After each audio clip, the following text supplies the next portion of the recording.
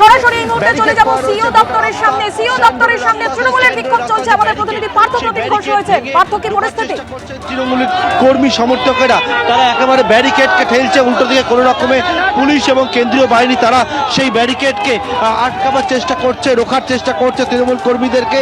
এবং এখানে একেবারে কিন্তু যে 144 ধারা 163 নম্বর ধারা যেটা বিএনএসএস সেটা জারি করা হয়েছে সেইটাকে তারা একেবারে ভেঙে ভেতরে সিইও অফিস যেখানে রয়েছে সেখানে যাওয়ার চেষ্টা করছেন তৃণমূলের কর্মী সমর্থকেরা। এবং এখানে দেখতে পাচ্ছি পুলিশ কর্মীরা উল্টো দিকে সেই ব্যারিকেডকে আটকাবার চেষ্টা করছে এখানে। এবং যারা তৃণমূল কর্মীরা তারা কিন্তু ক্ষোভ দেখাচ্ছেন এবং একেবারে দেখতে পাচ্ছি তৃণমূলের কর্মীরা ব্যারিকেড ফেলছে এখানে। ফর্ম 6 চোর করে, ফর্ম 6 জমা করে বহিরাগত ভোটারদেরকে এখানে অন্তর্ভুক্ত করছে। লজিক্যাল ডিসক্রিমিনেশন নাম করে বৈধ ভোটার বাতিল করছে। আর বিহার, উত্তরপ্রদেশ, গুজরাটের ভোটারদের ফর্ম 6 জমা করছে। ভিতরে পক্ষাধিক ফর্ম 6 আমরা 57 নম্বর ওয়ার্ড থেকে জীবন স্যার ওখান থেকে এসেছি, এমএমআইসি জীবন স্যার ওখান থেকে। একদিকে সিইও দপ্তরের সামনে তৃণমূলের বিক্ষোভ চলছে, আর অন্যদিকে রাজ্যের যাদের শোকজ করেছে আমার কিছু বলার নেই, কিন্তু পুরো স্টেটকে একটা মালদার ঘটনা দিয়ে রাজ্যকে যেটা বদনাম করা হয়েছে একটা আন্দোলনের জন্য। আন্দোলন করতেই পারেন, সেটা শান্তিপূর্ণ। যাদের গায়ে হাত দেবেন না, যাদের কাছে কেউ যাবেন না দয়া করে।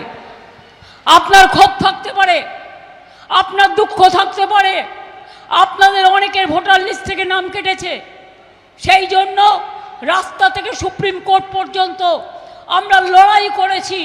লড়াই করার ফলে 22 লক্ষ লোকের নাম ঢুকেছে।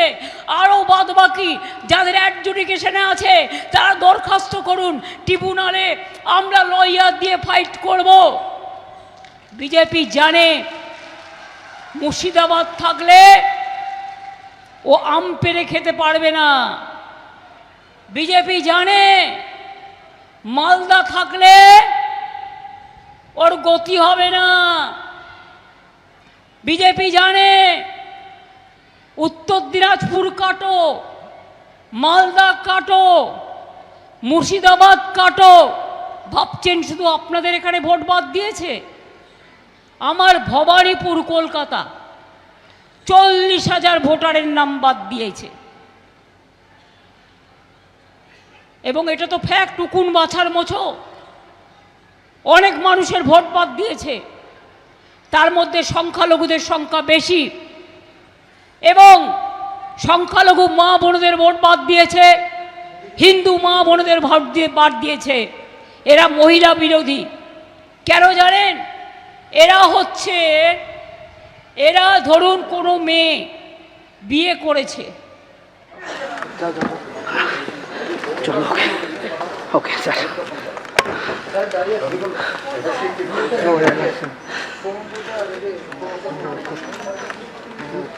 আমার সব রেডি আছে। আমি 3টে সেট আজকে দিচ্ছি, আর একটা সেট পরে দিয়ে দেবো। চেক লিস্ট আছে, ফুল কমপ্লিট আছে।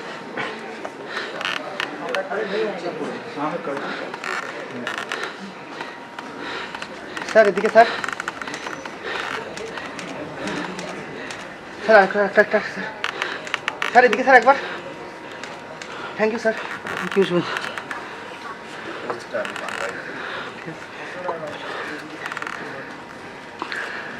তারা জয় শ্রীরাম করে চিৎকার করছেন। পরিস্থিতি কিন্তু এখানে কিছুক্ষণ আগে থেকেই অন্যরকম তৈরি হয়। এখানে সার্ভে বিল্ডিং ছিল, যেখানে তৃণমূল কংগ্রেস নিজেদের গান চালাচ্ছিল। এবং এই মুহূর্তে সরাসরি যে ছবি আমরা দেখাচ্ছি, যে তৃণমূল এবং বিজেপি দু তরফেই কিন্তু স্লোগান, শাউটিং এবং উত্তপ্ত বাক্য বিনিময়। সার্ভে বিল্ডিং এর মেন গেটের সামনে পুলিশ আধিকারিকরা কার্যত দিশেহারা হয়ে গেছেন, তারা কিভাবে সামাল দেবেন। একদিকে বিজেপির তরফ থেকে কর্মী সমর্থকেরা রয়েছেন, তারা জয় শ্রীরাম স্লোগান দিচ্ছেন। তাদের দাবি যে এটা একটা আগে থেকেই পরিকল্পনা ছিল, যেখানে অমিত শাহ আসবেন এবং এটা সাইলেন্ট জোন। তাহলে কি করে তৃণমূল কংগ্রেস সেখানে মাইক্রোফোন বা লাউড স্পিকার বাজাচ্ছে? আলিপুর সার্ভে বিল্ডিং এর ভিতরে দেখতে পাচ্ছেন ভবানীপুর বিধানসভা কেন্দ্রের বিজেপি প্রার্থী শুভেন্দু অধিকারী মনোনয়ন পত্র জমা দিচ্ছেন। কেন্দ্রীয় স্বরাষ্ট্রমন্ত্রী অমিত শাহ তিনি উপস্থিত রয়েছেন আলিপুর সার্ভে বিল্ডিং। ইতিমধ্যেই সেখানে দেখতে পাচ্ছেন দ্বিতীয় দফায় নির্বাচন রয়েছে, অর্থাৎ 29শে এপ্রিল নির্বাচন রয়েছে ভবানীপুর বিধানসভা কেন্দ্রে। আর সেই কেন্দ্রে এবার হাড্ডাহাড্ডি লড়াই মমতা বন্দ্যোপাধ্যায়ের এই ভবানীপুর বিধানসভা কেন্দ্রে। এবার তার প্রতিদ্বন্দ্বী বিজেপির শুভেন্দু অধিকারী মনোনয়ন পত্র জমা দিচ্ছেন। শুভেন্দু অধিকারী উপস্থিত রয়েছেন বিজেপি রাজ্য সভাপতি শ্রমিক ভট্টাচার্য, রয়েছেন কেন্দ্রীয় স্বরাষ্ট্রমন্ত্রী অমিত শাহ।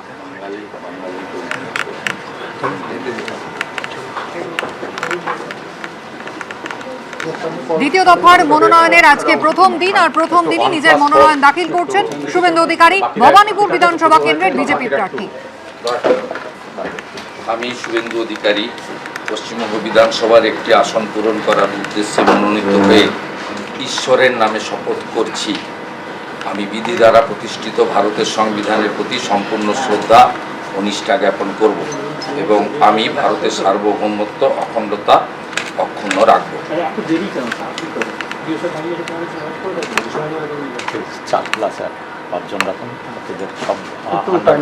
समस्त एक लॉयर है, बाकी कोई बाकी कोई 3-4 আপনারা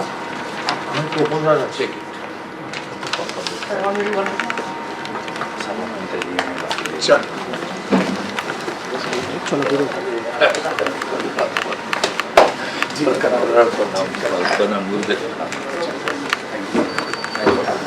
কেন্দ্রীয় স্বরাষ্ট্রমন্ত্রী অমিত শাহ এবং বিজেপির রাজ্য সভাপতি শ্রমিক ভট্টাচার্যের উপস্থিতিতে ভবানীপুর বিধানসভা কেন্দ্রে বিজেপি প্রার্থী হিসেবে শুভেন্দু অধিকারী আলিপুর সার্ভে বিল্ডিং এ নিজের মনোনয়ন জমা দিলেন। নন্দীগ্রামে ইতিমধ্যেই তিনি মনোনয়ন জমা দিয়ে দিয়েছিলেন, আর ইতিমধ্যেই এবার আপনারা দেখছেন আজকে ভবানীপুর কেন্দ্রের জন্য নিজের মনোনয়ন জমা দিলেন শুভেন্দু অধিকারী।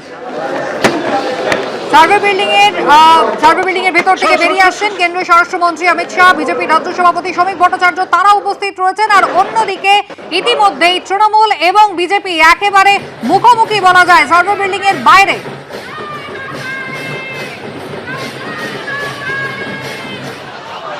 কিন্তু প্রায় আমরা দেখলাম হাতাহাতি হলো, পুলিশ কি করলো, সেন্ট্রাল ফোর্সও তো কি করলো। হওয়া উচিত নয়, পুলিশের দেখা উচিত ছিল। একজনের নমিনেশন র্যালি আর একজন জড়ো হলো কি করে? এটা ইলেকশন কমিশন বুঝবে, দেখবে, তাদের কাজ। এখন তো ইলেকশন কমিশনের হাতে। Now they are to see, they are to look after, they are two.